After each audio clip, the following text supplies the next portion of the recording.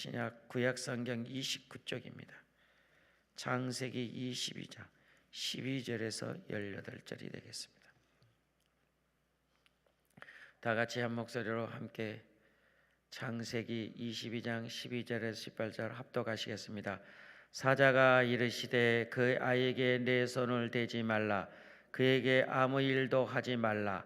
내가 내 아들 내 독자까지도 내게 아끼지 아니하였으니 내가 이제야 내가 하나님인 경외한 줄을 아노라. 아브라함의 눈을 들어 살펴본즉 한 수양이 뒤에 있는 뿔의 숯불에 걸려 있는지라. 아브라함이 가서 그 수양을 가져다가 아들을 대신하여 번제를 드렸더라. 아브라함이 그 땅을 이름을 여호와 이레라 하였으므로 오늘까지 사람들이 이르기를 여호와의 신의 산에서 준비되리라 하였더라. 여호와의 사자가 하늘에서부터 두 번째 아브라함을 불러 이르시되 여호와께서 이르시기를 내가 나를 가리켜 맹세하노니 내가 이 일을 행하여 내 아들 내 독자도 아끼지 아니하였은즉 내가 내게 큰 복을 주고 내 씨가 크게 번성하여 하늘의 별과 같고 바다의 모래와 같게 하리니 내 씨가 그 대적의 성문을 차지하리라. 또 내 씨로 말미암아 천하 만민이 복을 받으리니 이는 내가 나의 말을 준행하였음이라 하셨다 하리라. 아멘.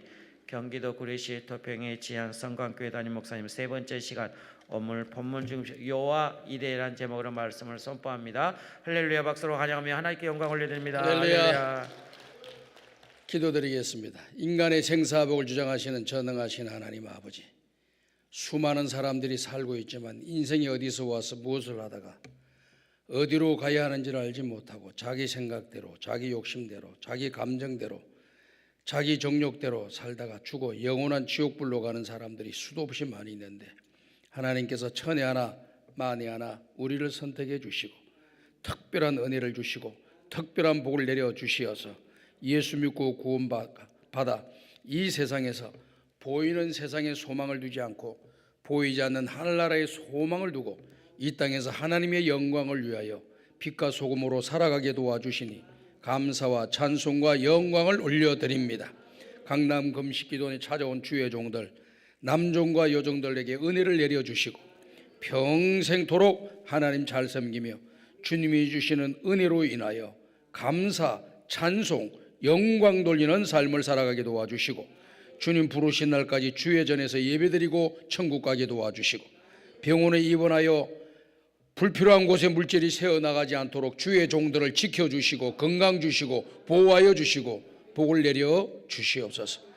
가정가정마다 은혜를 내려주시고 또 23년도에 마음에 품고 기도하는 소원의 기도들이 올해 꼭 응답받게 도와주시고 이루어지게 도와주시고 역사가 일어나서 간증하게 하여 주시옵소서. 하나님 아버지, 강남 금식기도원에 은혜를 내려주시고 우리 대한민국 안에도 수많은 기도원이 있지만 가장 건강하고 또 하나님 앞에 가장 아름답고 그리고 하나님 앞에 정말 영적으로 맑은 교회 기도원으로 하나님이 써주시니 감사드립니다. 영광을 받아주시고 기도원에 온 자들마다 다 응답받게 하여 주옵소서. 병든 자들은 고침받게 도와주시고 얽히고 설켰는 문제들 해결되게 도와주시고 저들의 가는 길에 시온에 데려가 활짝 열리게 도와주시고 오늘도 주시는 말씀 하나님께서 예비하신 복을 받는 주인공들이 다 되게 하여 주옵소서. 이 시간 주의 성령이 함께 하시기를 간절히 바라옵고 예수님의 이름으로 기도드리옵나이다. 아멘. 7시 집회에 참석하신 우리 모든 성도 여러분들에게 하나님의 은혜와 평강이 함께 하시고 기도하는 모든 기도 다 응답받으시고 앞길이 환하게 열리고 가정을 살리고 교회를 살리고 나라와 민족을 살리는 신실한 믿음의 강한 용사들이 되기를 주님의 이름으로 축복합니다. 안 믿는 사람들은요 우상이 굉장히 무서운가 봐요. 자기들이 믿는 그런 신적 대상이라고 하는 존재에 대해서 굉장히 무서워하는 것 같습니다. 성경을 보게 되면은 사람이 만드는 것은 신이 아니라고 이야기하고 있잖아요. 조각품, 불과한 것입니다. 그리고 하나님이 만들어 놓으신 창조물 가운데 지극히 적은 일부에 불과한 것을 두고 그것에 복을 달라고 기도하는 사람들이 많이 있습니다. 그리고 그 기도하는 일을 한 달, 두 달 하는 것이 아니라 수십 년 하다 보니까 두려움을 가지고 있고 공포를 가지고 있는 것 같아요. 제가 이렇게 목회를 하다 보니까 옥수동이라고 하는 곳이 지금 개발이 돼 가지고 굉장히 큰 많은 아파트들이 산 등선에 이렇게 아파트들이 세워져서 한강을 조망할 수 있는 곳이라, 남산을 볼 수 있는 곳이다, 서울 시내를 볼 수 있는 그런 곳이다. 지대가 좀 높아요. 그래서 상당히 고가의 그런 아파트들로 이렇게 평가가 되는 것 같습니다. 그런데 지금으로부터 전 30년 전에는요, 그 동네 달동네입니다. 아주 달동네요. 움막 짓다시피 옥대에 올라가면은 집 없는 사람들이 살던 동네가 옥수동입니다. 제가 옥수동에 교구를 담당을 해가지고 신방을 하는데 새로 교회를 나오겠다고 하는 한 성도가 있었어요. 가만히 보니까 집에서 부처를 모시고 나름대로 점을 쳐주는 그런 사람이었습니다.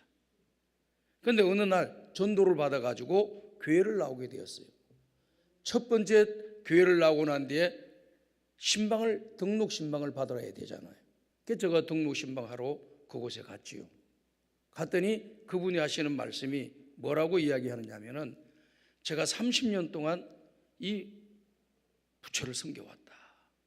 그러면서 방으로 안내하던데 보니까 방에 딱 붉은 불 켜놓고 딱 상이 딱 이래 있고 뭐 제사상 같이 제단이 이래 딱 있더라고요. 그래서 예수 믿으니까 이거 정리하셔야죠. 그랬더니 목사님 저는 못합니다. 무서워서 못한다는 거예요. 그럼 제가 해드릴까요? 그래. 아유 목사님 해주시면 감사하죠. 그래서 제가 다 걷어내가지고 다 불태우고 부숴서 다 버렸습니다. 산에다. 그랬더니 그분이 뭐라고 이야기하느냐면은 목사님 속이 다 시원합니다. 저는 항상 수십 년 동안 이렇게 신이라고 생각하고 거기에 복을 달라고 기도도 하고 그거에 따라가지고 사람들한테 뭐 점도 쳐주고 그랬는데 이제 그게 아니다는 사실을 자기가 알고 있기에 그것이 정리되는 순간 너무너무 마음이 편해. 자기는 도저히 못하겠다는 거예요. 이게 정리가 돼가지고요. 신앙생활을 너무 잘해가지고 참 감사하더라고요.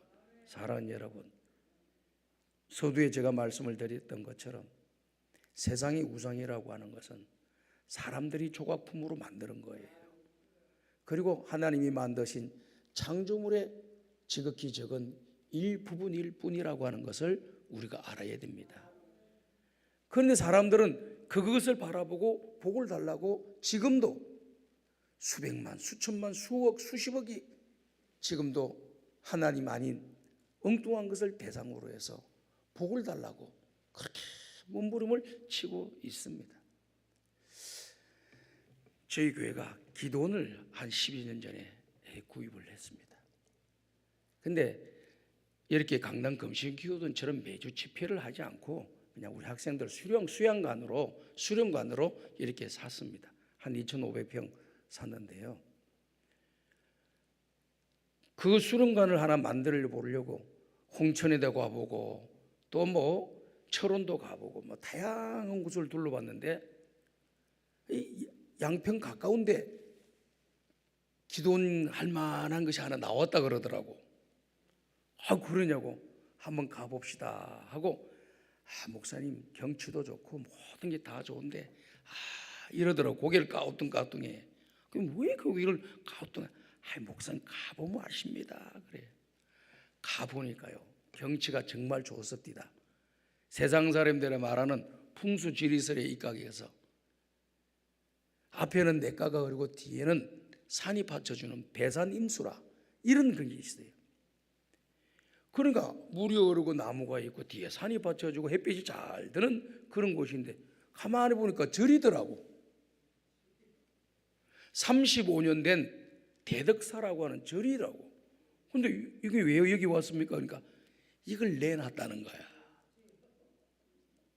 이걸 내놨는데 다른 목사님들도 와가지고 이 수영관이 있다고 산다고, 수영관 산다고 해서 데려다 주면 딱 보더니 그 안에 들어가니까 대웅전이라고 하는 것이, 대웅전에 이렇게 부처가 세 개가 딱 있더라고. 큼직한 게 막 세 개가 이렇게 있어요. 그리고 그 밑에는 자부동 같은 거 방석을 쭉 깔아가지고 막 이렇게 막 절을 하도록 다 준비가 돼 있더라고. 그래서 사람들이, 목사님들이 이렇게 또 다른 분들이 교회 장로님들이 와서 싹 문을 열고 보여주면 다 안 한대. 아니 저는 가보니까 굉장히 좋아. 첫째 뭐가 좋느냐? 값이 절반 값이야. 너무 좋은 거야. 값이 절반이라. 다른 거 20억 가는데 10억도 안 되고 살 수도 있는 거야. 그래가지고 괜찮다고. 목사님 지금까지 다른 사람 많이 교회 다니는 사람들 데리고 와봤는데 좋다라고 하는 사람 목사님 처음입니다. 그래. 이게 목사님 건 같습니다. 그러더라고. 그래가지고 계약을 일사천리로 계약을 하고 이제 다 인수를 했잖아요. 근데 저를 뜯어 고쳐야 될 거 아니야. 첫 번째 방법은 다 뭉개버리고 새로 짓는다. 이게 첫 번째 방법. 근데 돈이 너무 많이 들어. 그래서 그건 못 하겠더라고. 그럼 두 번째 방법이 뭐냐? 리모델링을 한다. 틀은 그대로 두면서 안에 막 예배당으로 만든다. 이렇게 가지고 앞으로 예배당을 만들었는데요. 그 안에 있는 이 불상들, 그런 제기들, 이게 제사 때 쓰는 이런 제기들을 어떻게 할 거냐? 다 버려. 목사님 이거 일하러 온 사람들을 보고 시키는데 그걸 무서워서 못 하더라고. 그거 어떻게 하냐? 빨리 이 마대 속에다, 큰 마대 속에다 집어넣어. 빨리 집어넣어.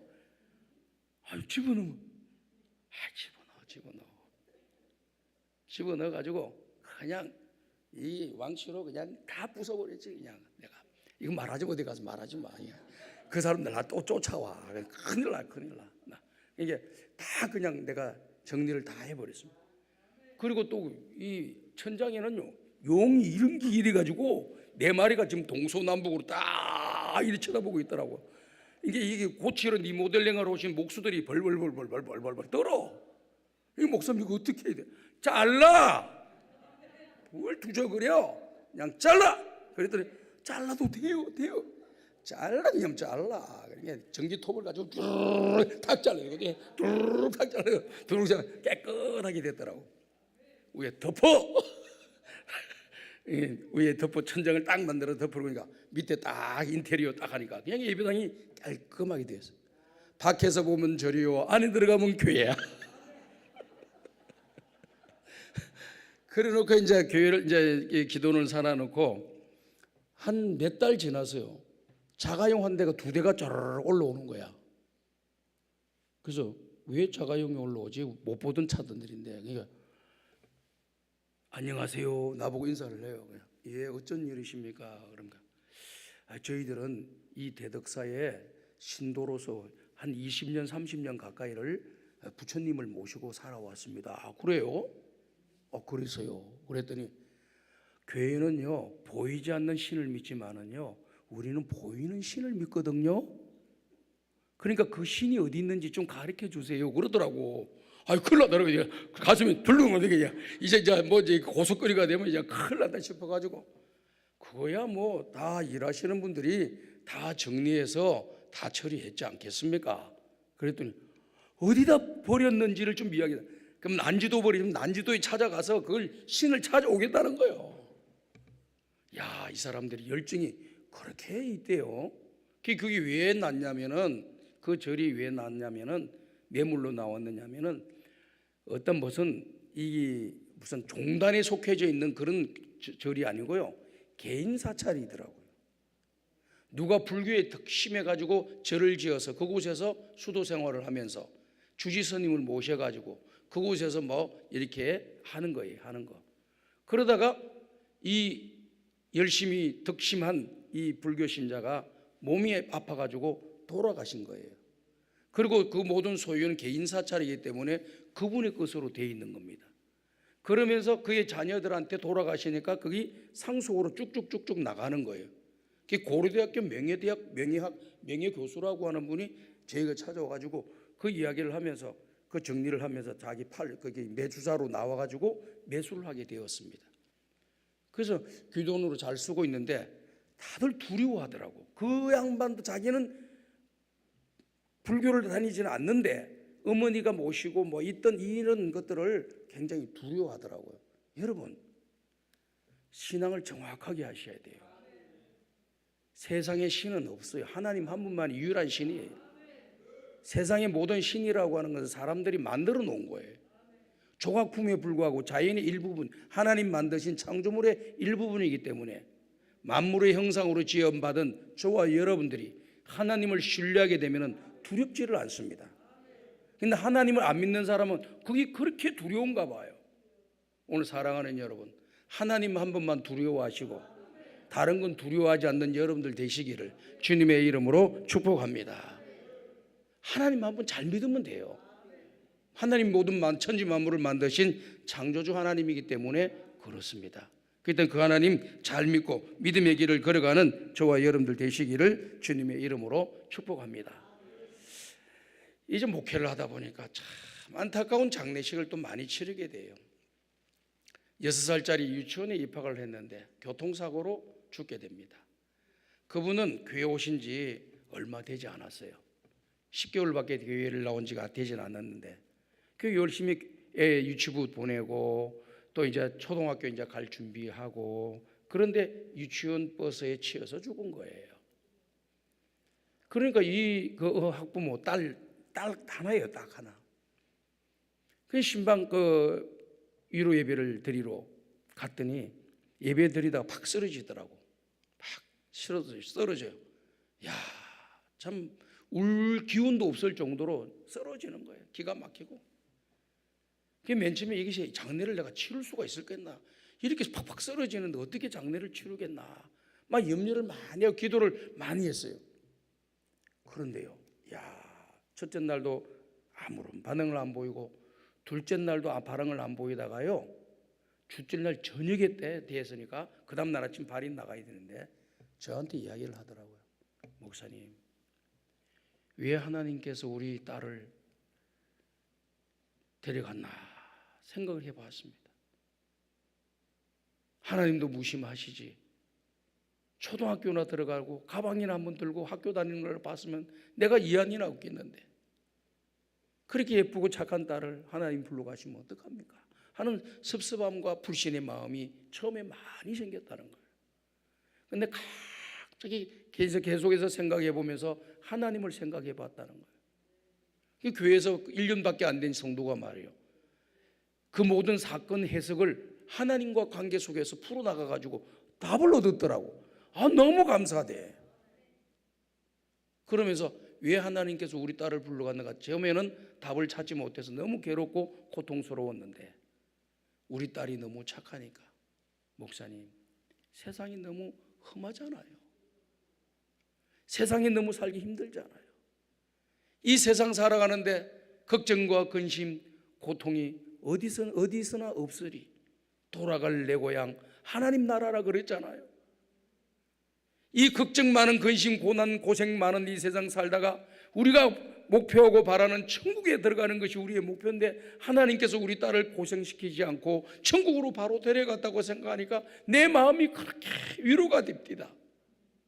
난 깜짝 놀랐습니다. 1년밖에 신앙생활을 하지 않은 사람이 그런 해석을 할 수 있다고 하는가 너무 감사했습니다. 저는 어떤 분은요, 권사라는 양반이 꼭 권사를 비난하려고 그런 거 아니에요. 그럴 수 있다고 저는 생각합니다. 아들이 자기 먼저 죽었어요. 그 아들이 또 신앙생활을 좀 하시는 분이 그렇게 열심히 하진 않았는데 교회는 잘 나오신 분입니다. 근데 이 어머니가 자기 자식이 돌아가고 나니까 이 아산병원이 영안실에다가 딱 이렇게 모셔놨는데 그 권사님이 늘 그 영정 바라보며 하나님이 이건 아니잖아요. 차라리 나를 불러가지 왜 우리 아들을 불러갑니까? 하나님 이럴 수가 있습니까? 하나님 향해서 막 항의하고 따지더라고요. 그런데 인간적인 마음에서 볼 때는 내가 이해는 충분히 됐어요. 첫째 날은 그렇게 하는 걸 보고 얼마나 마음이 속상하고 아프시면 그럴까. 그러고 왔어. 또 그 다음날 또 그렇게 하는 거야. 셋째 날 발이 나갈 때도 또 그 소리 또 하더라고 자꾸. 그래서 내가 권사님, 사람이 살고 죽는 문제는 하나님의 손에 달려 있는 겁니다. 내가 인간이 살고 싶다고 해서 다 살고 안 죽고 살게 그런 사람 없어요. 조금 앞서거니 뒤서거니 할 뿐이지. 지금 권사님의 마음 우리가 내가 충분히 이해하지만은 이 많은 분들이 지금 장례식을 치르는데 권사님의 말과 행동 하나가 우리 성도들한테 얼마나 큰 교훈을 주고 또 도전을 주고 또 우리가 장례를 당했을 때 만났을 때 어떻게 처신해야 되는지를 보여주셔야 됩니다. 사랑아들이 지옥에 들어갔다면 100번을 해도 뭐 다 이해가 됩니다. 천국 가지 않았습니까? 이제 권사님도 천국 가면 아들 만나 볼 텐데 왜 그렇게 슬퍼하고 통곡하고 그렇게 고통스러워 하십니까? 제가 이해는 가지만은 이제 3일 좀 지났으니까 좀 마음 정리 좀 하시고 하늘에 잘 보내드리고 하늘나라에 다시 만나자고 이렇게 사랑아들 보내드리면 안 되겠습니까? 그랬더니 이 권사님이 알겠습니다. 그러더니 그때부터 마음 정리를 좀 하시더구만요. 오늘 사랑하는 여러분, 십계명에도 말씀했던 것처럼 우리 하나님은 내 앞에 다른 신이 있게 하지 말지니라. 생명 다하는 날까지 다른 데 기웃거리지 마세요.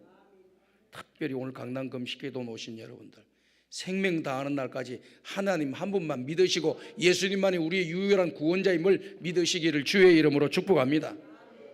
다른 데 기웃거리지 마요. 어디서 잘 된다더라, 복 준다더라, 이렇게 하면 된다더라, 저렇게 유혹에 넘어가지 마세요. 나는 저는 목회를 하면서 참 성도들을 지도하는 목사이기 때문에 성도들이 영적으로 바로 서서 가치관과 생활과 또 언어가 또 그들의 삶의 모습 생활이 성경적이어야 된다고 저는 믿고 있습니다. 한 번은요, 제가 이 베트남 쪽으로 교인들하고 이렇게 여행을 간 적이 있습니다.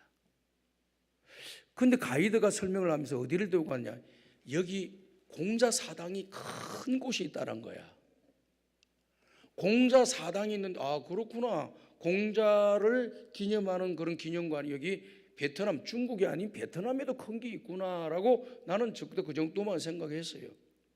근데 가이드는 교회를 안 다닌 사람이라 그냥 그 사당 안으로 들어가서 쭉 둘러보고 구경하고 이렇게 어떻게 생겼는지 보고 이렇게 내려오는 길인데, 그 앞에 보니까 해태상인가 사자상인가가 다 두 마리가 있더라고요. 이렇게 그러면서 뭐라고 이야기를 하냐면은 이 해태상 발을 이렇게 만지고 머리를 이렇게 쓰다듬으면 공자의 지혜가 자기에게 온다는 거야.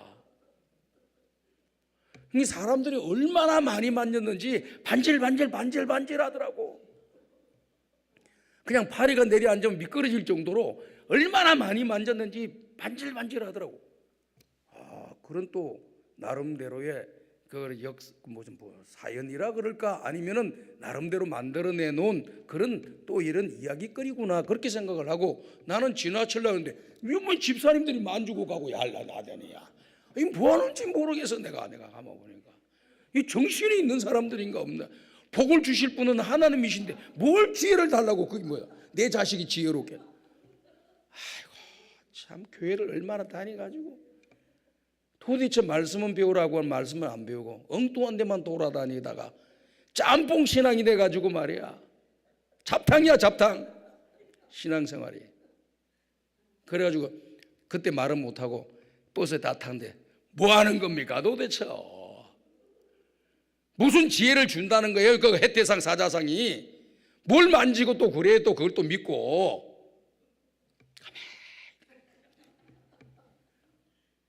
복을 주시는 분은 하나님, 우리 길을 열어주시는 분 하나님, 생사복을 주관하시는 하나님, 딴 것인 거죠. 그래서 내가 가만히 생각을 했어요. 그때 우리 성도들이 멀쩡하게 교회 나온다고 다 정상이 아니구나. 이 정상이 아니네. 신앙이 반듯하게 들어간 게 아니구나. 직분을 집사도 받고 권사도 받은데 이 정상이 아니야. 정상이 잡탕이야 잡탕. 뭐 좋다 그러면 다 받아들일 태세가 돼 있는 거야 정말. 아무리 세상이 유혹을 하더라도 하나님이 아니라 그러면 버려야 할 줄 알아야지. 아멘. 오늘 여기 오신 여러분 참 잘 오셨어요. 7시 집회 복을 받았어요, 여러분. 평생도 그런 거 믿지도 말고 또 생각하지도 말고 만지지도 말고 가까이 가려고 하지도 말고 하나님만 쳐다보시기를 주의 이름으로 축복합니다. 하나님만 바라봐야지. 그러고 났더니 그 다음부터 좀 나아지네. 역시 교육이 필요해. 교육은 반복이고 반복은 능력이고 능력은 그 사람의 인격을 형성하는 거예요. 그래서 자꾸 교회는 같은 내용을 계속해서 반복적으로 가르쳐줘야 돼. 이거 전번에 가르쳐준 게 다 알겠지? 다 새로워. 항상 새로워. 새롭다니까 좋은 거 같지? 가르쳐줘도 몰라. 한 달 전에 가르쳐준 거 또 가르쳐줘도 처음부터 이라고. 아니 전번에 내가 가르쳐줬잖아. 아이고. 그러니까 반복을 하니까 그때서야, 여러분 반복을 하니까 그때서야 이렇게 하더라고. 그러니까 교회는요, 똑같은 말씀을 가르치더라도 계속해서 좋은 중요한 말씀은 계속해 10번이고 100번이고 1000번이고 가르쳐야지 우리 속에 딱 각인되어 가지고 우리가 주님 앞에 믿음의 바른 길을 걸어가는 능력이 될 줄로 믿습니다. 절대로 목사님 똑같은 설교한다고 무슨 또 전번 달에도 하네 또 하네 이런 거 생각하지 마. 제가 말씀드렸죠, 여러분 신앙에 좋은 팁을 준다고요. 하나님 말씀 똑같은 말씀 듣는다 할지라도, 본문이 똑같다 할지라도 처음 듣는 것처럼 경청하고 말씀 속에 집중하여서 은혜 받는 여러분들 되시기를 주님의 이름으로 축복합니다. 자, 오늘 주시는 말씀은요, 무슨 말씀인고 하니, 여러분들이 잘 아는 이삭이 모리아산에 제물로 바치라고 하는 하나님의 명령이 떨어졌을 때에 아브라함이 이 이삭을 어떻게 하는가에 나온 내용이에요. 그러면서 결국에는 이 모든 과정을 거쳐서 하나님께서 아브라함에게 복을 주는 역사가 일어났습니다. 다시 말씀을 드려서 여호와 이레에 복을 받은 사람이 누구냐? 바로 아브라함이었다라고 하는 것을 이야기하고 있는 것입니다. 오늘 여기 있는 말씀의 내용 여러분들이 잘 알고 있고 여러 번 들어본 말씀이기 때문에 구체적인 설명은 제가 하지 않아요. 그러나 오늘 여기 보면은 아브라함이요, 여호와 이레의 복을 받았는데 어떻게 받았느냐? 시험이 주어졌잖아요. 시험이라고 하는 것은 두 개가 있어요. 첫 번째는요, 하나님이 우리에게 주시는 시험은 그야 긍정적인 측면에서 시험이에요. 사단이 우리에게 주는 시험이라고 하는 것은 우리를 부정적으로 망하게 만드는 시험을 해주는 거예요. 사단은 우리를 유혹해서 믿음의 길로 걸어가지 못하는 시험을 해요. 물질의 유혹에 시험하고 또 감정의 시험을 유혹을 하고 막 이런 걸 해가지고 그냥 잘못되게 만드는 일을 하는 거예요. 그래서 우리는 망하는 것을 좋아해요. 하나님이 우리에게 시험하시는 것은요, 우리를 이 시험을 통해서 더 성숙하고 더 건강하고 더 위대하게 하늘나라에 쓰임받도록 우리를 연단시키는 것입니다. 그런데 성경 말씀에 보면은요, 모든 사람이 시험을 다 당하는데 고린도전서 10장 13절을 보면은 사람이 감당할 시험밖에는 너희에게 당한 것이 없나니 너희가 감당치 못할 시험 당할 쯤에는 피할 길을 내사 너희로 능히 감당케 하시느니라. 이걸 믿으셔야 돼요, 여러분.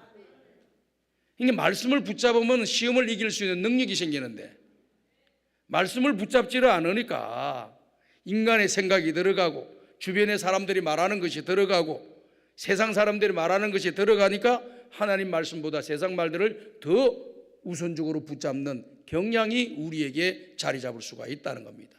오늘 우리는 모든 걸 다 참고하더라도 최종 결정은 하나님의 뜻에 따라서 하나님을 바라보고 결정하는 여러분들 되시기를 주의 이름으로 축복합니다.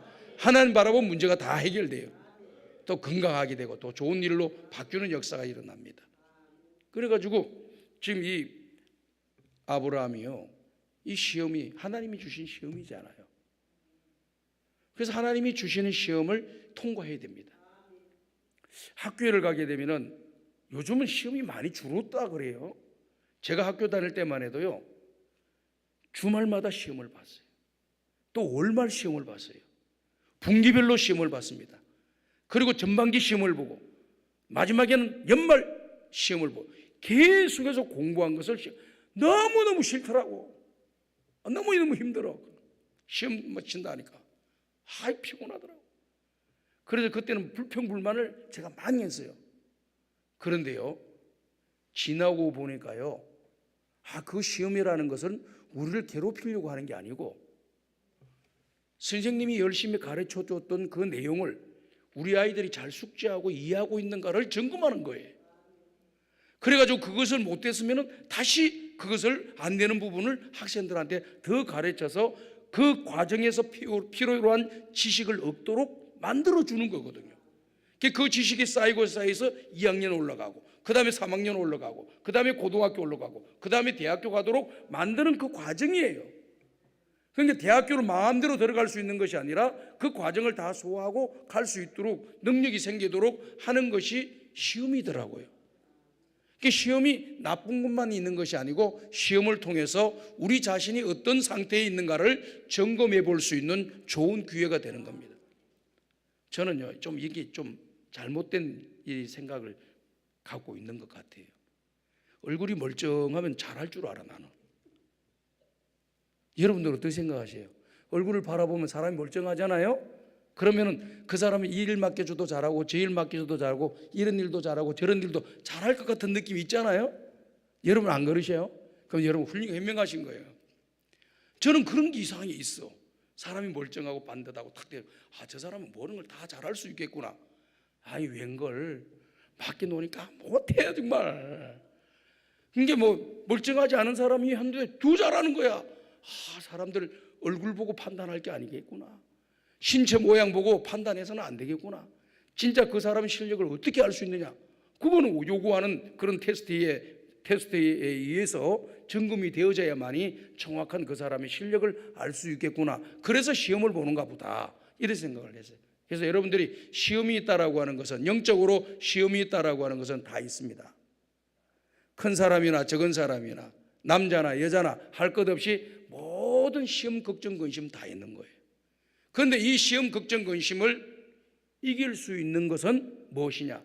하나님 우리에게 감당할 시험만 주신다는 거예요. 감당할 시험만 주시는 거예요. 이 감당할 시험을 이기게 되면 그 다음에 업그레이드 되고 또 업그레이드 되고 성숙한 그리스도인이 되어서 나도 믿음의 바른 길을 걸어갈 뿐만 아니라 내 주변에 있는 사람들도 믿음의 바른 길을 걸어가게 만들고, 나도 유익되지만 하나님의 교회도 유익되게 만들어주고 주변 사람들을 유익하게 만드는 그런 하나님의 사람이 되는 것입니다. 영적으로 바로 서 있어야 되거든요. 그래서 이 시험을 잘 이기는 사람이 여호와의 일에 복을 받는 거예요. 아브라함이 이삭을 바치라는 이 시험을 의심하지 않고 또 염려하지 않고 그냥 말씀에 온전히 순종해서 그 길을 걸어갔습니다. 그랬더니 이 모리아 산에 올라가 가지고 이 이삭을 울고 매잖아요.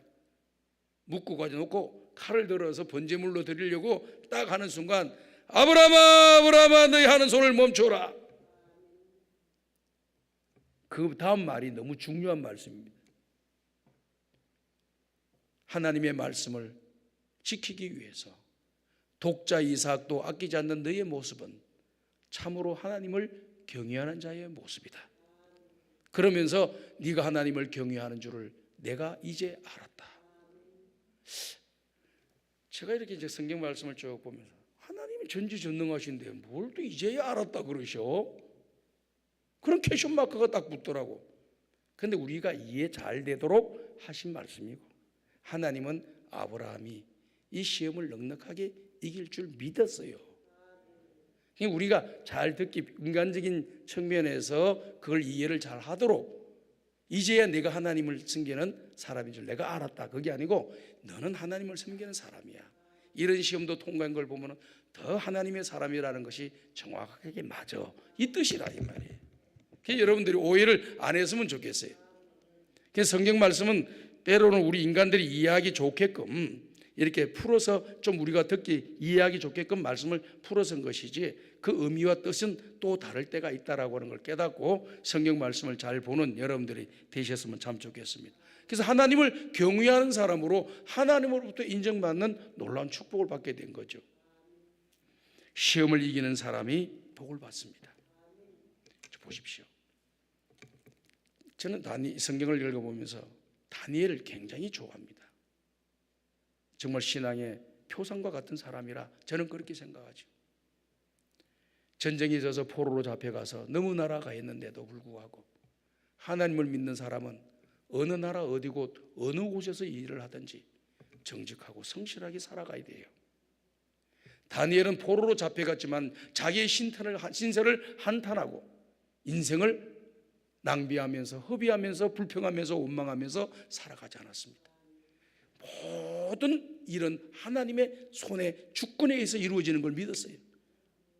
뜻이 있고 승리가 있다는 걸 알았습니다. 그래서 그곳에서 최선을 다하는 사람이 되었습니다. 이를 최선을 다하고 자기를 위해서 일하지 않고 나라를 위해서, 왕을 위해서, 모든 사람들을 위해서 일을 하다 보니까 흠이 될 만한 것이 없었어요. 오늘 신문지상에서 막 말이 나오는 게 왜 말이 많이 나와요? 그런 모든 이익될 만한 것들을 내 주머니에 넣었기 때문에 말이 나오는 거예요. 말이 나오는 겁니다. 그런 것이 없다, 최선을 다했다면 두려워할 게 뭐가 있겠습니까? 다 욕심으로 살기 때문에 문제가 발생하는 겁니다. 근데 다니엘은요, 그런 게 없었어요. 그래서 제가 성경을 다니엘서 6장 10절 쭉 이렇게 보면은요, 뭐라고 기록이 됐냐면요, 다니엘을 죽이고자 하는 정치적인 정적들이 있더라고. 이 정적들이 다니엘을 뒷조사를 하는 거예요. 뒷조사를 해서 조사를 해보니까 아무런 허물을 찾아낼 것이 없는 완벽한 사람이었습니다. 깨끗한 사람이었습니다. 정직한 사람이었습니다. 아무리 들어봐도 인만에 뭐가 있을 것 같은데 뒤렇게 봐도 아무것도 나오는 게 없어.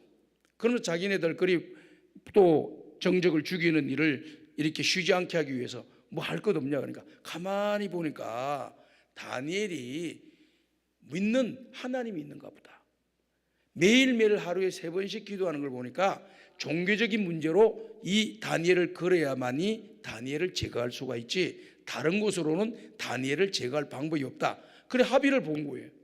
그래서 왕에게 찾아가서 뭐라고 이야기를 했습니까? 왕이요, 앞으로 30일 동안 어느 누구 이 애굽 땅에 바벨론에 있는 백성들 중에서 다른 신에게 기도하는 사람들이 있으면 다 잡아다가 사자굴 속에 집어넣는 법령을 만들어 주셔서 왕권을 튼튼하게 해 주십시오. 꼭 보니까 충성하는 것 같아요. 말 잘 들을 때요, 잘 들어야 돼. 숨은 의도가 뭐인지를 모르잖아. 이 왕은 그냥 자기를 높여준다 그러고 자기를 높여주고 자기를 더 힘있는 건강한 나라, 막강한 나라로 왕권을 세워야 된다고 하니까 그게 또 좋아가지고 그렇게 해라 그랬더니 누가 걸린다냐면 다니엘이 또 걸리게 되는 거예요. 다니엘을요, 성경을 자세히 살펴보면은요, 3명의 왕을 거치면서도 계속해서 중용이 됩니다. 계속해서 중용돼요. 왜 그럴까요? 한 번이라도 왕에게 자기의 사심을 가지고 물건을 취했다고 하면은 그 사람 그다음 왕 될 때 인정 못 받습니다. 항상 깨끗하다고 하는 소리를 들었어. 그러니까 이 왕 때도 나라를 유익하고 왕을 위해 충성하고 나라를 잘 살게 만드는 그런 사람을 계속 들어서 총리로 들어 쓰는 거예요. 계속. 이 세 왕이 지나가면 뒤에 가면 짧게 했지만 4번째 왕까지 그거 다 했어요. 그만큼 인정을 받은 사람입니다. 그러니까 그런 시험을 이겼더니요, 어떤 역사가 일어났습니까? 다윗을 죽이려고 하던 정적들은 모두가 죽게 되고 다니엘은 사는 역사가 일어나고 왕에게 더욱더 존귀 여김을 받게 되고 다니엘이 믿는 하나님을 찬송하는 이 바벨론의 왕을 우리가 보게 되지 않습니까? 하나님께 영광 돌리는 역사가 일어났다는 거죠. 그 도구로 더 귀하게 쓰임 받았어요. 더 복을 받게 된 거죠. 오늘 사랑하는 여러분, 이 세상에 살아가다 보면 시험거리 많지만 꼭 하나님 생각하면서 믿음으로 이기셔서 시험의 승리자가 되셔서 하나님께 영광을 돌리시기를 주님의 이름으로 축복합니다. 요셉도 보세요. 신앙 인물들이 다 시험 많이 당했어요. 요셉도 뭐 잘못한 게 뭐가 있어요? 저는 성경을 보면서요, 구약 성경에 나와 있는 인물들 중에 예수님을 가장 많이 닮으신 분이 저는 요셉이라 보고 있어요. 그리고 이삭, 그리고 다윗, 요 정도 보는 겁니다. 예수님을 꼭 닮은 게 뭐냐면은 이 요셉이요, 그 역사를 쭉 보게 되면은 주변 사람들에게 해악을 끼친 적이 한 번도 없습니다. 부모님의 사랑을 받고, 부모님의 사랑을 받으니까 형제들이 시기하고 질투하고 미워해서 괜히 이 요셉을 싫어했습니다. 그래서 아버지의 심부름을 받아가지고 먼 길을 혼자서 그 길을 잘 걸어가잖아요. 그래갔네 안중에 형제들한테 발견되면서 이 형제들 가운데 나쁜 마음을 품은 사람들이 요셉을 죽이자고 하는 거예요. 그 요셉을 죽이자 하니까 레이라고 하는 형이 탁 막아주잖아요. 왜 같은 형제인데 피를 흘리려고 하냐. 차라리 저기 마른 우물이 있는데 거기다 집어넣고 그냥 지나가며 짐승의 밥이나 되게 하면 되지. 뭐라고 그렇게 하냐. 그 말은 뭐냐면은 설득시켜서 당장은 지금 요셉을 살려보자고 하는 그런 형의 마음이에요. 사랑의 마음이죠. 나머지는 다 그런 마음이 없어요. 그래가지고 간신히 우물에 빠지잖아. 누가 건져주지 않으면 그 사람 죽어요. 그런데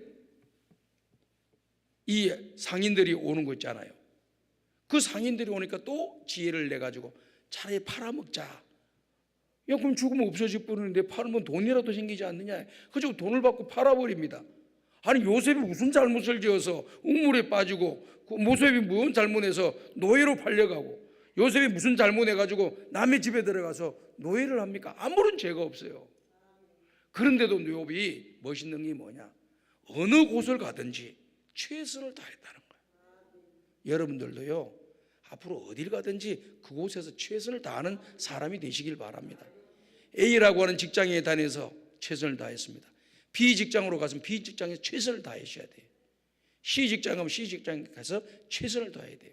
그리고 A라는 교회에서 지방에서 살다가 이사를 와서 서울 와서 B라는 교회에 왔다. A라는 교회에서도 열심히 하다가 B라는 교회에 또 가서 또 열심히 하셔야 돼요, 여러분들. 어떤 분들은요, 다른 교회에 계시다가 새로 교회 이렇게 이사 와서 오면은요, 그냥 뒷전에 빠져나가려고 하는 사람들이 상당히 있더라고. 오늘 여기 7시 오신 여러분들은 앞으로 신앙생활 하다가 이사 때문에 먼 곳으로 가게 되면 그거가 첫 번째 교회에서도 열심히 했던 것처럼 두 번째 가기도 열심히 하셔야 돼요. 아멘. 뒷전이 빠지려고 하지 말고, 눈치나 보려고 하지 말고, 무조건 시키는다고 할 테니까 아무 일이라도 시켜달라고 하십시오. 남들이 안 하려고 하는 거 하십시오.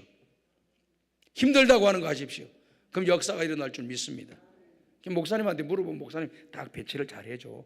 그럼 무조건 순종하고, 또 맡으면 또 시기 질투하는 사람이 또 나와. 요셉을 시기 질투하는 형들이 있는 것처럼 시기 질투한다고 에레이 관두자, 안 해버릴래? 이러지 말고 하나님만 바라보고 꾸준하게 충성스럽게 최선을 다하시는 여러분들 되시면 신앙생활의 성공자가 되고 주님 앞에 서는 날 잘했다 칭찬받게 되고 살아있으면서 교회 유익과 덕을 끼치는 하나님의 충성스러운 종이 될 줄로 믿습니다. 그래서 시험을 이겨나가잖아요. 요셉도 억울하죠. 억울하다고 막 세상이 뭐 이래, 세상 한탄이나 하고 이런 거 없잖아요. 성경을 보면 보디발 장군 집에 아내가 유혹을 하는데 다 물리치고 뭐라고 했죠? 말 가운데 이 말이 너무 멋있는 거예요. 보디발 아내가 유혹을 할 때 뭐라고 합니까? 너 위에 아무도 없다. 보는 사람이 아무도 없다. 그러니까 죄를 짓자, 그 말이거든요. 그런데 요셉이 뭐라고 말씀했습니까? 네 눈에는 너와 나밖에 보이지 않냐? 내 눈에는 하나님이 보신다. 하나님이 보시는데 내가 어떻게 죄를 짓겠느냐? 안 된다. 다 그것 때문에 또 감옥 가. 얼마나 억울해. 죄 증거도 없는데. 아마 누명을 뒤집어 썼을 겁니다. 그래가지고 거기가 정치수용범을 가서, 그게 감옥소에 가고 정치수용범이 들어가는 곳인데, 정치수용범이 들어가는 그 감옥이라고 하는 것은 왕의 명령이 없으면 나올 수가 없는 곳입니다. 평생도록 감옥에 살다가 죽어야 될 인생입니다. 그런데 그러한 막막한 그런 희망도 없는 곳에 들어가서 그곳에서도 최선을 다하는 거예요. 그게 간수들한테 인정받고 또 그 감옥에 들어와 있는 그런 왕을 모시던 그런 사람들을 만나게 되고, 또 그런 사람들에 의해서 또 밖에 나가게 되고, 그리고 애굽을 살리고 자기 가족을 살리는 역사가 일어나고 애굽의 제인자가 되는 놀라운 복을 받게 되잖아요. 사랑하는 여러분들, 시험이 왔을 때 시험을 이기시고 하나님을 바라보시면서 시험을 이기셔서 여호와 이리의 복을 받는 여러분들 되시기를 주님의 이름으로 축복합니다. 여기 보면은 여호와의 산에서 예비되었다 이런 말씀이 기록되어 있죠. 준비되었다 이런 말씀이 기록되어 있습니다. 하나님이 다 상 주려고 준비했다가 딱 통과하니까 그냥 그때서 끄집어내서 주는 게 아니라 다 준비해놨다가 바로 주는 거예요. 너무 멋있어요. 오늘 여러분들한테 복을 주려고 하나님 다 준비해놨습니다. 준비해놨는데 네가 하는 걸 보고 내가 줄 게 아니고 다 주려고 준비해놨어. 우리 권사님 딱 준비해놨어요. 통과 시험에서 이기기만 하면 되는 거야. 시험에서 이기기만 하면은 그 선물이 탁 나한테 오는데 그 선물을 이기지 못하는 역사가 일어나. 오늘 우리들은 앞으로 세상 살아가면서 시험거리 많아요. 저도 이런 목회를 가만히 정말 신앙생활 잘 하려고 하는데도 못된 권사들, 집사들 때문에 고통을 당하는 사람들이 많더라고. 못됐어. 왜 열심히 하는 사람 잘한다고 칭찬해 주지? 왜 터집을 잡고 난리야? 참 못됐어, 못돼. 하나님 앞에 얼마나 책망받으려고. 여러분 여기 오신 여러분들은 교회에서 누가 열심히 하면 내가 해야 될 일 네가 하니까 얼마나 감사해. 너무 고마워. 너무 잘했어. 칭찬만 해주면 돼요. 야, 네가 열심히 하면 내가 뭐가 되냐? 아주 전형적으로 못된 발언이야. 네가 온 지 얼마 안 된 네가 이렇게 열심히 하면 올해 내가 뭐가 되냐? 완전히 사고가 신앙적인 사고가 아니라 인간 계산적인 사고야. 나 잘못된 건 너무 나빠요. 너무 나빠. 예, 저 은혜 받으신 분 계신다. 할렐루야 그러시잖아요. 공감이 된다 그 뜻이지. 할렐루야 하는 거예요. 여러분도 앞으로 신앙생활 하면서 나보다 더 열심히 하고 얼마 온지 아는 열심히 하면 무조건 알아주고 인정해주고 칭찬해 줘야 돼. 그리고 또 시험을 받는 여러분들이 또 내가 주인공이 될 수도 있어. 시험 받는 주인공이 되더라도 그런 말이 안 좋은 말이 들리더라도 그것 때문에 아이고 안 할래 포기하고 그만두고 멈추고 그러지 말고 하나님만 바라보며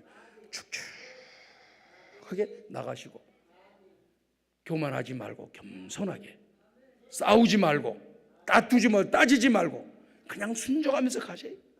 억울한 것도 있으면 하나님께 호소하고 그리고 목사님 찾아가서 호소하고 남은 사람한테 가서 이야기하지 마. 교회는 너무 소문이 잘 나. 여기서 한 말 내일 되면 저기 다 알아. 입이 얼마나 싼지 촉새들이 많아가지고 그냥 무슨 중요한 정보를 아는 것처럼 여기 얘기하고 저기 얘기하고 여기 얘기하고 나 갑갑해서 죽었습니다. 목회하는데. 제가요 참 여러분 진짜 고치셔야 됩니다. 혹시 여러분들 오늘 여러분 저녁에 나오신 여러분들 아무도 그런 사람 없다고 저는 믿어요. 이렇게 기도원까지 올라오신 여러분들이 그래도 성숙하신 분이라 저는 믿어요. 왜 그러냐면은 자기가 교회 오니까 목사님이 뭐라고 말씀하시냐면은 그룹이 구역 식구들이 있으면은 기도 제목을 서로 놓아놓고 기도하시라 그러는 거예요. 그게 자기 기도해야 될 제목이 있다는 거. 그래서 남들한테 이야기하고 싶지는 않은데 또 기도 제목을 내놓고 기도하고 중보기도 하라 그래가지고 개인적인 프라이버시 문제를 가지고 기도 제목을 내놨어. 그랬더니 아이고 그런 일이 있느냐고 맨 처음에는 잘 이해해주고 좋았어요. 그럼 막 기도해야 되는데 한 일주일 2주일쯤 지났는데 사람들이 자기를 보는 눈이 달라졌어. 왜 그럴까 하면서 나중에 보니까 그 사람을 아껴주는 사람이 집사님만 잘 모르지 집사님 문제를 전부 다 알고 있어. 아니 개인적인 자랑거리나 좋은 거는 이야기하면 좋지. 말하고 싶지 않은데 기도 제목을 내놓고 같이 하나님께 기도하면 선하게 역사해 주시고 또 합력하여 선을 이루어 주시고 복을 주신다는 그 약속의 말씀 이 초신자가 믿고 그걸 받아들이고 신앙생활하고 기도 제목을 내놨는데 눈물 흘리면서 기도 제목을 내놨는데 개인적인 프라이버시 문제를 쫙 다들 이혼 문제 이혼을 했는데 이게 너무 고통스러운 거예요. 그게 뭔 사람들을 볼 땐 저 사람이 이혼을 한지도 몰라. 근데 교회가 한 달쯤 되니까 교회 식구들이 저분은 이혼한 사람 이혼해가지고 이런 어려움을 겪고 있고 저런 어려움을 겪고 있는 사람 이렇게 소문을 내버려. 그렇게 참 나쁜 사람들이에요. 그러면서도 교회에서 뭐 왔다 갔다 폼 잡고 왔다 갔다 하고 아유 참 안타깝습니다. 여러분들은요 절대로 남 어딜 가든지 충성을 잘 하시고 또 그런 이런저런 시험거리가 온다 하더라도 절대 뒤로 물러서지 말고 하나님만 바라보고 믿음의 길을 잘 걸어가셔서 예비하신 복을 받는 주인공들이 되시기를 주님의 이름으로 축복합니다. 두 번째는요, 어떤 사람들이 예비한 복을 받게 되느냐? 순종하는 사람이 복을 받게 돼요. 그 말로 윤리적으로 도덕적으로 이해가 안 되는 부분이 사실 이 부분이요. 아니 하나님이시라고 하더라도 어떻게 자기 자식을 잡아다가 번제물로 태워서 하나님의 제단에 제물로 삼으라고 하는 말씀이 이해가 됩니까? 여러분 양상식적으로 인신제사를 드리라고 하는 것인데 하나님이 가장 싫어하는 것 제사 가운데 하나가 인신제사예요. 사람을 잡아다가 제물로 바치는 것. 이거는 안 좋은 거예요. 하나님 형상으로 지음받은 사람들인데. 그런데 우리 하나님이 그와 같은 인간적으로 생각할 수 없는 그런 일을 지목을 했는데 이 아브라함이 이삭을 하나님 말씀대로 산 제물로 죽이려고 하는 그 일을 그대로 불순종하지 하고 했다는 거예요. 제가 궁금한 게 생겼어요. 아니 도대체 이 일을 또 아브라함이라 할지라도 믿음의 조상 아브라함이라 할지라도 어떻게 이런 일을 할 수 있느냐? 성경을 보니까요 구약 성경에서는 답이 안 나오더라고요. 신약 성경 히브리서를 가니까 답을 찾았어요.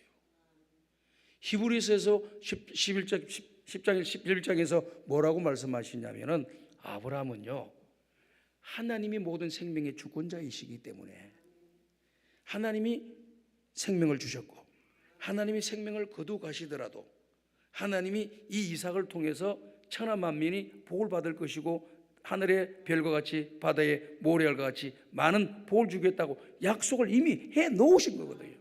이게 다른 사람으로 하는 것이 아니라 이 이삭을 통해서 하나님이 하시겠다고 약속을 했다 그 말이죠. 그렇기 때문에 하나님이 약속하신 건 절대 일하지 않는 분이 아니고 일하시는 하나님인 거 알았어요. 그러니까 하나님이 주셨고 하나님이 거두어 가셨지만 또 이삭을 통해서 하신다고 하시니까 히브리서 11장에서는 다시 살릴 줄로 믿었다고 했어요. 야, 이게 부활신앙을 갖고 있는 거예요. 아브라함은 그 시험을 이길 수 있는 비결이 무엇이었느냐면은 하나님이 약속하신 그것을 반드시 이루는데 어떤 모양과 어떤 방법으로 통해서라도 이삭을 다시 살려서 이삭의 후손을 통해서 이와 같이 자손들이 번성되도록 하나님 약속하신 말씀을 이룰 줄로 믿었다는 거죠. 믿음으로 했다는 거죠. 야, 너무 멋있었어요. 죽은 자 가운데서 다시 살릴 줄로 믿었다 그랬어요. 아브라함의 믿음이 바로 이 믿음이구나. 하나님 말씀하시면은 모든 것 드려도 하나님이 다 책임져 주시고 약속하신 것을 이루는 날이 온다는 것을 믿는 그런 신앙이구나. 여러분들도요 신앙의 길을 걸어가면서 순종만이 살 길이다 라고 하는 걸 믿으시길 바라요. 이 순종할 때 이 복을 받는 거예요. 순종할 때 기적이 일어나잖아요. 이 나만 장군도 요단강에 내려가서 7번 몸을 씻으라니까 씻으면은 나는 역사가 일어나잖아요. 자기의 생각은 가고 싶은 마음이 없었어요. 자기의 생각으로는 자기의 경험으로는 요단강에 가가지고 몸이 나을 거라고는 생각도 못했습니다. 그런데 하나님께서 내려가라고 하니까 생각을 바꾸어 먹고 적극적으로 요단강으로 내려가서 자기 생각 내려놓고 자기 욕심 내려놓고 자기 뜻을 내려놓고 내려가서 순종하면서 요단강에 7번 들어갔다가 나오는 순간 나병이 걸렸던 나만 장군의 피부가 어린아이 피부처럼 되었더라. 야, 어린아이 피부 다 아시죠? 얼마나 부들부들한지. 참 예뻐요. 어른들을 만지면 딱딱한데 애들 피부 만지면 막 부드러워. 그냥 부드러워. 오늘도 아침에 보면서 이 손녀가 나를 잘 안 좋아하려 그래. 아유 안타까워. 손을 잡고 만져봐. 아이 그러니까 그 손을 부드러운 손으로 만져주니까 그렇게 기분이 좋아. 기분이 좋아. 그러니까 나만 장군이 나이든 나만 장군의 피부가 거칠었는데 어린 나이 피부로 바뀌는 축복을 받지 않습니까? 주님이 예비하신 은혜의 복을 받은 겁니다. 순종하면 이런 역사가 일어나는 것이죠. 불순종하면 아무것도 없어. 순종하는 자에게 하나님께서 은혜를 주십니다. 그래서 제가 이 순종이라는 것에 대해서요, 좀 많이 한번 생각해 봤습니다. 어떤 분이 저한테 그런 말을 해요. 목사님 순종하라고 자꾸 하시고 언제까지 순종해야 되는 거예요? 날마다 순종하라 그러고 순종하라고. 아니 언제까지 내가 순종하며 살아요? 장로님 죽을 때까지 순종하셔야 돼. 아이 그렇게까지 길게 해야 돼요. 이 믿음이, 장로라도 믿음이 없으면 믿음의 말이 안 나와. 이 당장 순종하는 게 하고 싶지 않은데 하려니까 힘든다 이거야. 그게 언제까지 해야 되느냐 그 말인데, 그게 아니에요. 나만 장군은 순종하러 갈 때 누가 하라고 해서 하는 것이 아니라 그 말을 듣고 깨달음을 얻어가지고 자기 스스로가 자진해서 적극적으로 능동적으로 내려갔다. 문법적으로 보면 그렇게 나와 있습니다. 여러분들 이걸 뭐 말씀하신다 말한다고 해서 여러분들이 다 해석을 하면 좋은 성경 해석자가 되니까 뭐 또 할 수 있는 능력도 없을 수도 있고 그러니까, 그렇지만은 제가 이렇게 히브리 원문 문법을 분석을 해서 딱 보니까 내려가라고 하는 그런 말은 명령이고 수동형이에요. 그런데 자기가 자신이 내려간다고 했을 때는 나만이 요단강으로 내려가니 7번 몸을 잠그고 났더니 깨끗해졌더라고 하는 동사가 3개 나오는데 똑같은 동사야. 미완료 현재형 동사라. 그리고 능동태로 되어 있는 거예요. 그러니까 자기가 내려가는 일을 멈추지 않고 자발적으로 적극적으로 요단강으로 내려갔고, 몸을 잠그고 몸을 씻을 때도 적극적으로 몸을 씻으면서 환부에 몸을 씻으면서 들어갔다 나왔다는 일을 멈추지 않고 게을리지 않고 적극적으로 했다는 거예요. 그럼 마지막 순간까지 7번 들어갔다 나오는 순간 어린아이 피부과가 같이 깨끗하게 되는 역사가 일어났다는 거예요. 여러분 7이라고 하는 숫자는 완전한 숫자잖아요. 이 완전한 7번 내려가라고 하는 것은 온전한 순종과 온전한 인내를 우리 하나님이 보시기를 원하신다는 겁니다. 오늘 저와 여러분들 향해서 온전한 순종과 온전한 인내, 신앙의 길을 걸어가면서 믿음의 길을 걸어가면서 그것이 있으면 여러분 다 복 받습니다. 다 기적이 일어납니다. 이런 역사가 일어났어요. 그 다음 마지막에는요, 하나님 제일주의로 살아야 돼요. 하나님은 모든 것을 주권을 가지신 분이라고 믿을 때만이 시험에서 이길 수가 있어요. 하나님이 모든 걸 알고 계신다는 걸 여러분이 믿으셔야 돼요. 모든 주권은 하나님이 갖고 계신다는 걸 믿을 때 우리는 순종할 수가 있습니다. 그래서 순종하면 기적이 일어나는 거예요. 근데 요셉도 보니까요, 그 믿음을 가졌더라고요. 신앙의 위대한 인물들이 다 하나님의 주권을 인정하는 사람들이에요. 요셉이요, 나중에 형들이 와가지고 요셉이 자기 동생인 것을 알게 돼서 국무총리가, 애굽의 국무총리가 요셉인 걸 알게 돼서 다 이제 벌벌벌 떠는 거야. 이제 죽었다는 거지. 자기를 죽이려고 했으니까 복수를 하면 우리는 다 죽었다는 거예요. 벌벌 떨고 무서워서 절절절절 매는 거예요. 요셉이 뭐라고 한 줄 아십니까? 형님들이 나를 애굽에 팔았다고 해서 무서워하거나 두렵거나 걱정하거나 염려하지 마세요. 하나님이 우리 가족을 살리려고 나를 먼저 애굽에 보냈을 뿐입니다. 형님들의 그런 과정을 밟으면서 애굽으로 보내신 분이 당신들이 나를 애굽에 노예로 팔아서 보낸 게 아니고 하나님이 보내셨다. 지금 하나님 관점에서 딱 해석하니까 역사가 일어나는 거예요. 하나님 해석하면서 하나님이 보내셨다. 다 뭔 말합니까? 하나님의 주권적인 모든 역사를 하나님이 하셨다는 걸 믿어요. 여러분들이요, 남들이 잘하거나 훌륭하게 하는 걸 보면 시기 질투하지 마. 하나님이 하시는데 왜 여러분들이 시기 질투를 해? 잘하면 인정해주고 알아주고 칭찬해주면 됩니다. 못하면 옆에서 도와주고 같이 협력해주고 위로해주면 됩니다. 근데 왜 내가 다 주인이 돼가지고 권력자가 돼가지고 심판을 하려고 판단을 하려고 막 정죄하고 그러세요? 전 그러지 마요. 저는 그걸 모습을 보면은 너무 안타까워. 정말 정착해서 교회에서 신앙생활 잘할 사람을 괜히 뒤에서 시구렁시구렁 또 비판이 나고 이래가지고 그분이 교회에 정착하지 못하고 교회 나가는 모습을 바라보면은 담임 목사는 참 너무 마음이 아픕니다. 자기를 못하는 일을 저분이 잘하시는데 거기 꼴이 보기 싫어가지고 미워하고 시기하고 질투하고, 그래서 그분이 정착하지 못하고 그 교회를 떠나야 되는 모습을 보면은, 야, 하나님이 보실 때 얼마나 섭섭하게 생각하실까. 그렇게 만든 장본인은 하나님이 어떻게 하실까 무섭고 두려워요. 자, 여러분들이 신앙의 길을 걸어가면서 하나님의 모든 주권을 가지시고 일하신다. 오늘 마지막 말씀 정리하겠습니다. 하나님 이외에 다른 신 없어요. 오직 하나님만 믿고 죽을 때까지, 천국 갈 때까지 하나님만 믿으세요. 다른 데 이거 준다 저거 준다 이거 저거다 저거 생겼다 저 놀라운 일이 일어난다, 근데 가지 마. 하나님만 믿고 강단 금식 기도라서 기도만 하셔. 역사가 일어날 줄 믿습니다. 제가 이렇게 왜 강단 금식 기도를 강조하는 줄 아세요? 저도 여러 기도원에서 와서 말씀 전개해 주려고 요청이 많이 들어와. 안 갑니다. 내가 목회를 하는 사람도 이곳저곳을 어디에 다 갑니까? 그냥 그날 강단 금식 기도만 와요. 조금 전에도 말씀을 드렸던 강단 금식 기도는 가장 건전하고 건강하고 좋은 기도원이에요. 이상하지 않잖아.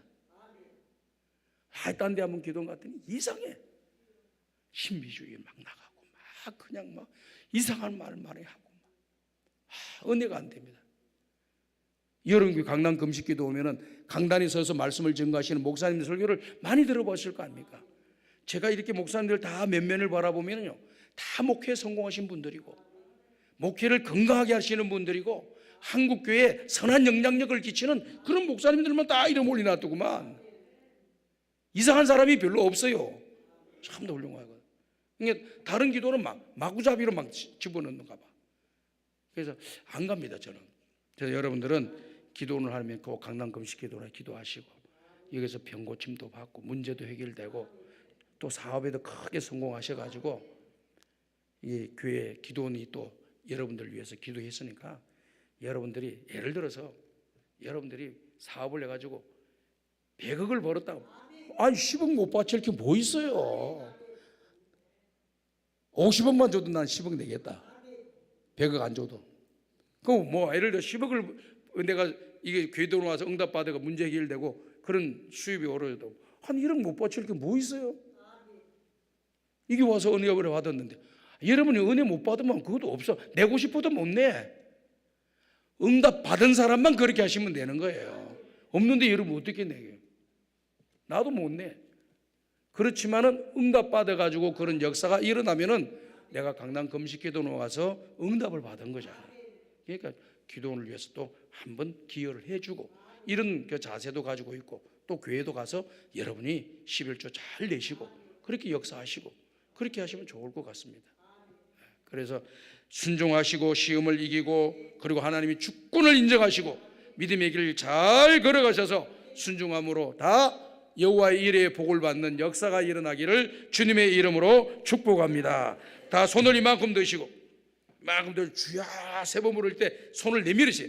주야 주야 주야 하고 계속 기도하시고, 여러분의 기도를 누가 들으신다? 하나님 들으신다. 기도한 내 모습을 누가 보신다? 하나님 보신다. 히스기야에게 역사하셨던 그 은혜가 이 시간 임하기를 바라보면서 주여 세 번 부르짖고 간절히 기도드립니다.